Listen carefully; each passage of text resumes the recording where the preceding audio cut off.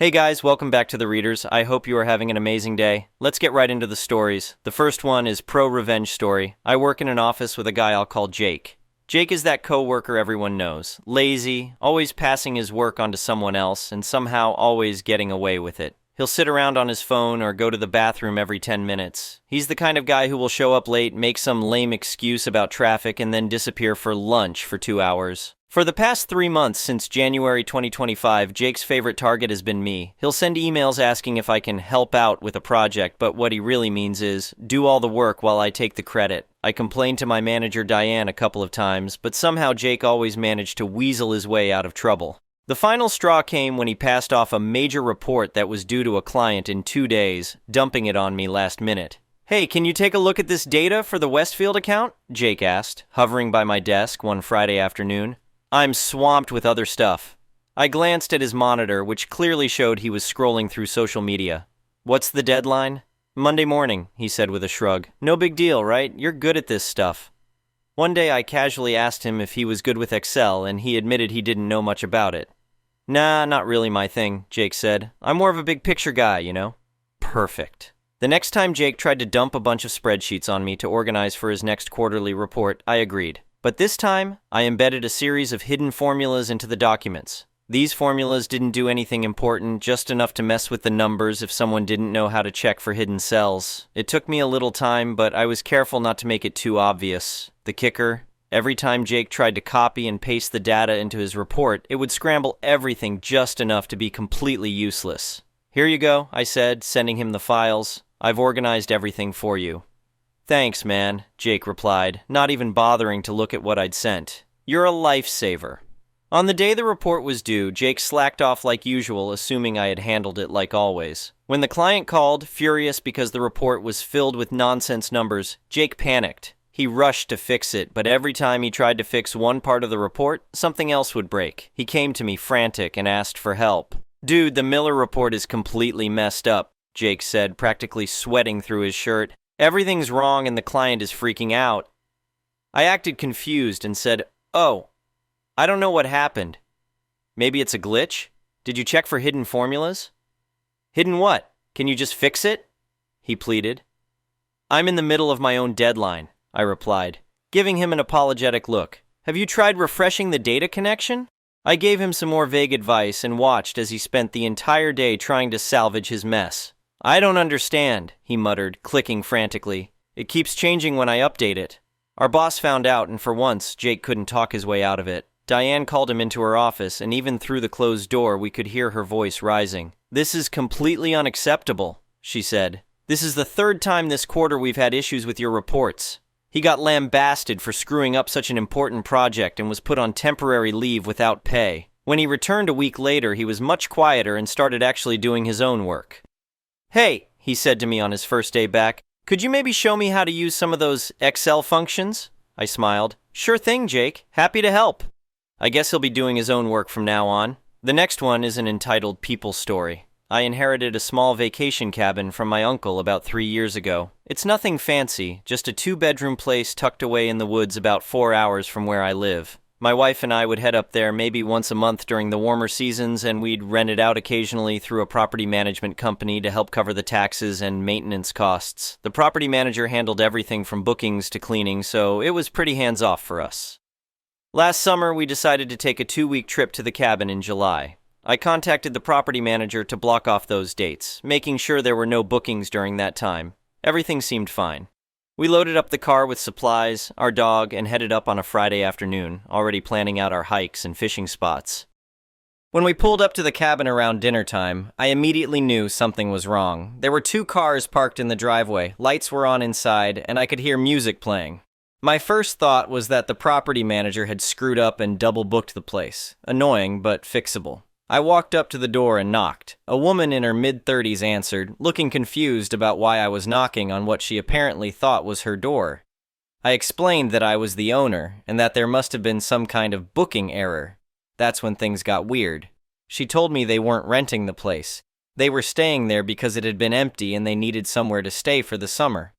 I stood there trying to process what she'd just said. The cabin hadn't been empty, we'd been using it and renting it out regularly. I asked her how she even got inside, and she explained that they'd found a lockbox with a key code that a previous renter must have shared online. Apparently, some former guests had posted about their stay on social media, and included details about the lockbox location and code, which we'd since changed for regular renters, but this family had tried the old code and somehow jimmied the new lock. I told her they needed to leave immediately. That's when her husband appeared, and this guy was a piece of work. He immediately got confrontational, saying they had nowhere else to go and that we were being unreasonable. I explained, as calmly as I could, that this was my property, they were trespassing, and they needed to pack up and get out. Then came the kicker. He told me that they'd been living there for almost 3 weeks already, which technically made them tenants under squatters' rights, and that I couldn't just kick them out without going through a formal eviction process. He said this with such confidence, like he'd researched it and knew exactly what he was talking about. His wife chimed in, adding that they had 2 kids who were finally settled and comfortable, and it would be cruel to displace children. I looked past them and saw 2 teenagers, probably around 15 and 17, lounging on my couch, eating my food from the pantry we'd stocked before the last rental and playing video games on a TV they'd apparently brought with them. The place was a mess. There were clothes everywhere, dirty dishes piled up, and it smelled like they hadn't taken the trash out in days. My wife, who had been waiting in the car, came up to see what was taking so long. When I explained the situation, she was livid.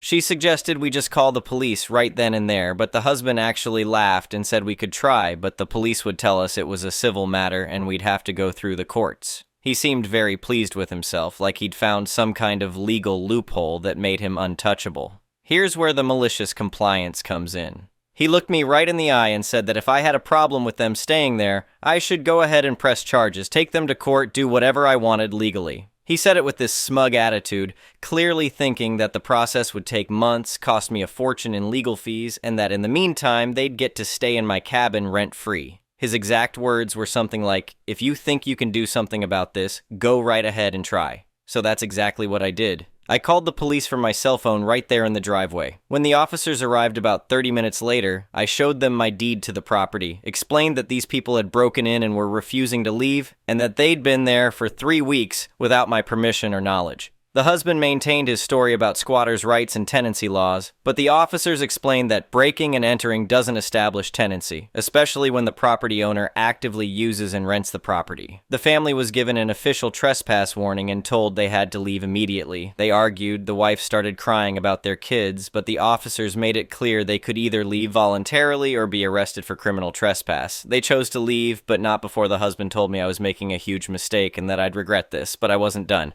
See, they'd told me to press charges if I had a problem, and I took that advice very seriously. Over the next few days, I documented everything. I took photos of the damage to my property. They'd broken the lock on the back door, stained the carpet in the master bedroom, cracked a window, and left the place absolutely filthy. I itemized everything they'd stolen or consumed from the cabin, including food, firewood, propane, and even some tools from the shed. I contacted my property manager to get records showing the cabin had been actively booked and used, proving it wasn't abandoned.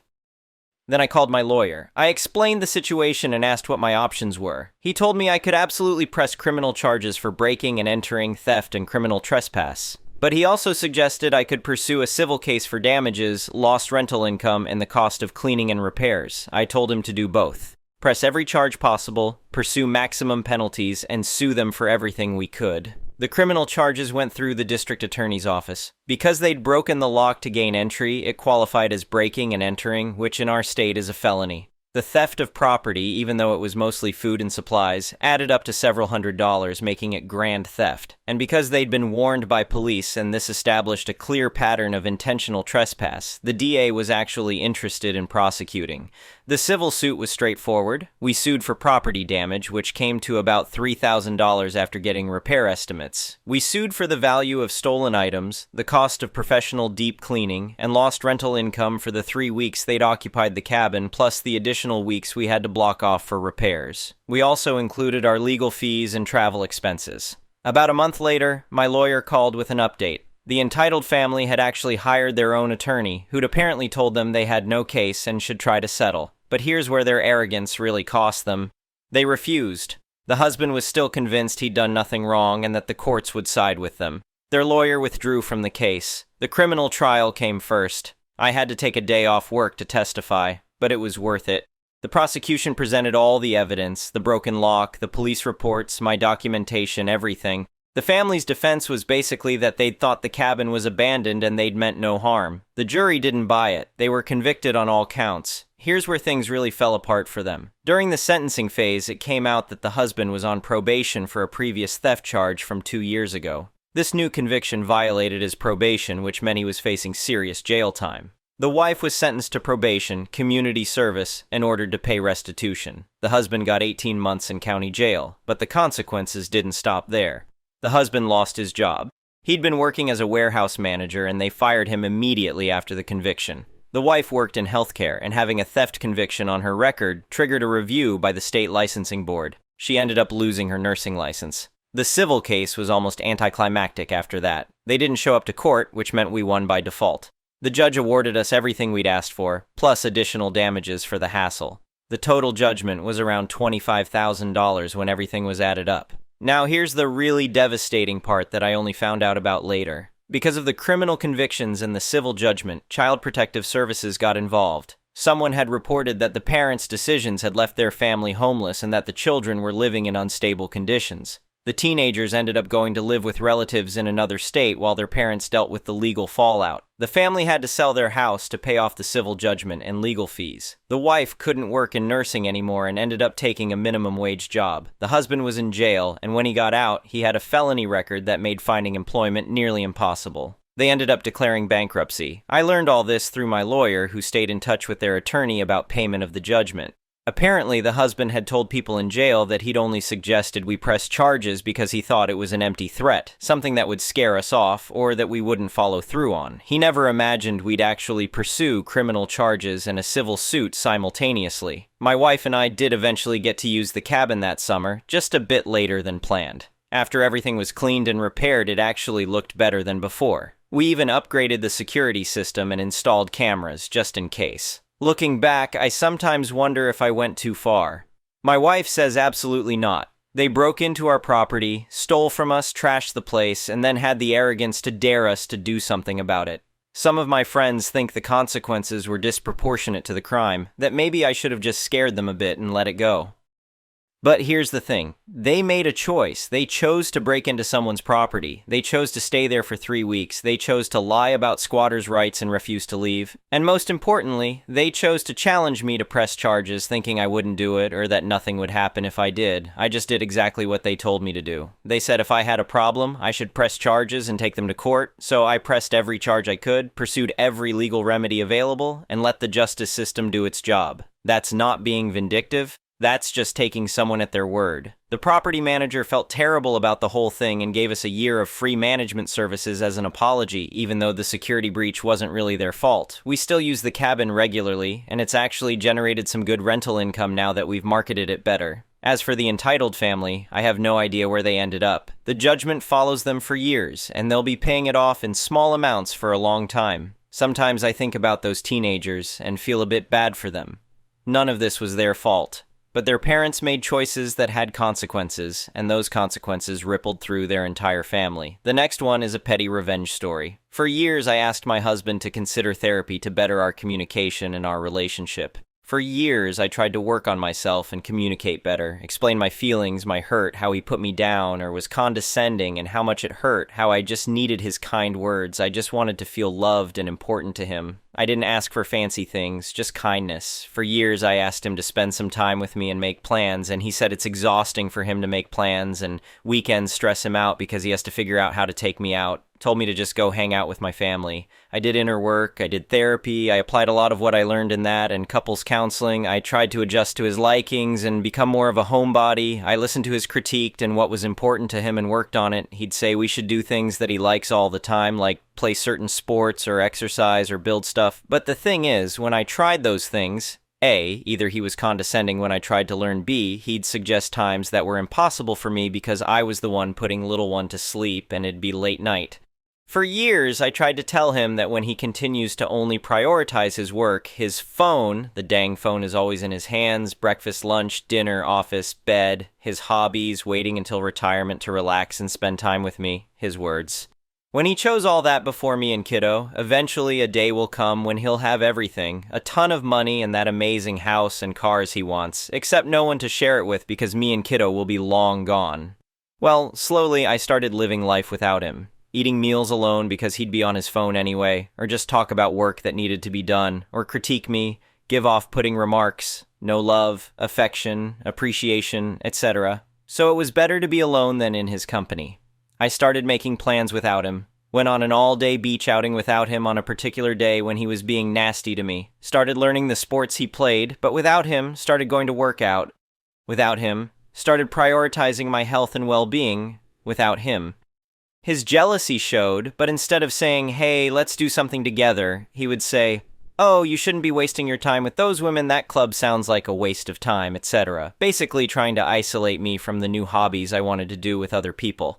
So guess what? I continued them and just didn't tell him about it anymore. So even before leaving physically, I have checked out. It's sad, yes, but he chose this. He chose not to listen when I pleaded for his kindness, his time, his attention, his love. He chose to be nasty and condescending and mean and mock me. He chose to prioritize his phone instead of hearing when I said, "Hey, can we have phone-free zones?" He chose to go out late with others or spend time with his family all day and night when I sat there waiting for him to have 10 minutes for me. He chose to take international trips months long without me. He chose to mock and make fun of our kiddo. He failed to do the work to be a positive leader in the house, so he had it coming. The next one is a malicious compliance story. Early last year, we had a new manager take over the department. He previously headed another IT department in Germany, but moved to Switzerland to take the role in ours. Our team is spread over Switzerland, Spain, and Mexico, with second line in Spain and Mexico, and third line in Switzerland and Spain. It was a few months before he started making changes, and they were mostly small. We had to record how much time we spent on tickets, provide weekly updates on our changes and projects, and our monthly department meeting became fortnightly. It meant a bit more bureaucracy here and there, but it was mostly fine, nothing excessive. But about 6 months in, he made a change that none of us really liked. While Switzerland and Spain are both in the same time zone, in reality, our times don't really line up. Employees in Switzerland will start at any time between 7 o'clock and 8:30, while Spain can start later than 9 o'clock. Lunch in Switzerland is often from 11:30 to 12:30, while Spain will wait until 13 o'clock or later. Home time in Switzerland ranges from 15:30 to 17:30, while the team in Spain will often be online until 18 o'clock. This means that meetings between the third-line teams usually take place between 9 o'clock to 11:30 and 14 o'clock to 16 o'clock. That is about 4.5 hours a day. Outside of those times, you risk people not having started yet, having already gone home, or being out for lunch. This is what our new manager didn't like. While he couldn't really do much about lunch times, he saw the opportunity to align our start and end times.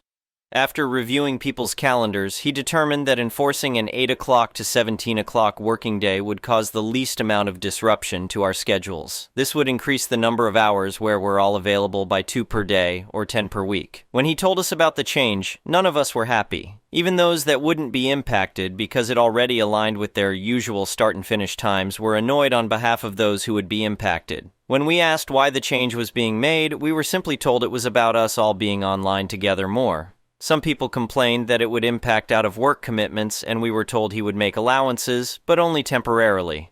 One guy said that he only takes a 30-minute lunch break, so this would mean he goes over his weekly hours. The manager said he would look into that. Then an older member of the team asked if he had run it by HR. The manager said no, this isn't something he needs to run by HR. The same guy then asked if we would have to start recording our hours. The manager said no, this has nothing to do with recording hours. Turns out the manager made a mistake here. You see, in Switzerland, by law, employees need to record their working hours, and employers need to retain records to ensure compliance with labor laws. There are, however, a few exceptions. Smaller companies can simply record the number of hours worked each day. Meanwhile, senior employees can be exempted from logging their hours if they meet a certain salary threshold, and their role allows for autonomy in the hours worked. All the engineers on the team based in Switzerland had signed this waiver. It wasn't uncommon for us to work 11 hours on one day and then 5 hours on the next.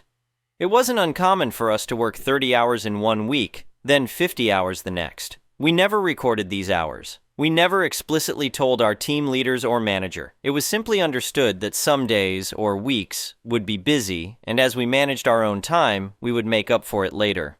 We were trusted to manage our own time. And if we didn't sign the waiver to exclude us from logging our hours, it would create a mess for overtime, time off in lieu, etc. But one of the conditions for signing this waiver was that we were free to determine the majority of our working hours, which courts had clarified was defined as 50%. If we are contracted to work 40 hours a week, then our employer can fix 20 of those hours, and we can choose when to take the other 20. The manager had now fixed 100% of our hours. We were no longer eligible for the exception granted to us. For us, we could continue working the dictated hours and legally we would be fine. But if someone reported our employer to the government, the company could be fined and potentially be forced to log all employees' working hours, or lose the ability to file working time waivers, that is, engineers couldn't work out of hours to perform maintenance and updates. The impact to the company could be huge. So the guy that asked the question went straight to HR and informed them of the manager's new policy. HR, recognizing the legal risk that such a policy could create for the company, went straight to the manager's director. The policy was put on hold later that day. On the Friday of the same week, another meeting was held. The manager apologized for not familiarizing himself with Swiss labor laws before implementing the policy and instead decided to implement a new one, which would be legally compliant. Spain would continue with the 8 o'clock to 17 o'clock working hours. For Switzerland, 50% of our working hours would be fixed, 8 o'clock to 10 o'clock and 15 o'clock to 17 o'clock. In short, the first and last 2 hours of the day were fixed, and we'd have to fill in the rest with our free hours. It was dubious at best. I look at my calendar for Monday and see I have a meeting at 11 o'clock and another one at 15 o'clock, so I quickly ping a message to the two people on the 11 o'clock meeting. Then Monday comes around. At 6 o'clock I log in and see the two other members of the team I'd spoken to on Friday are logged in from home. I drop them a message to say hi. Our plans are to work until 10 o'clock and then log off until 11 o'clock when we have a meeting together with some of the team in Spain, take lunch from 11:30 to 13:30, then finish at 17 o'clock.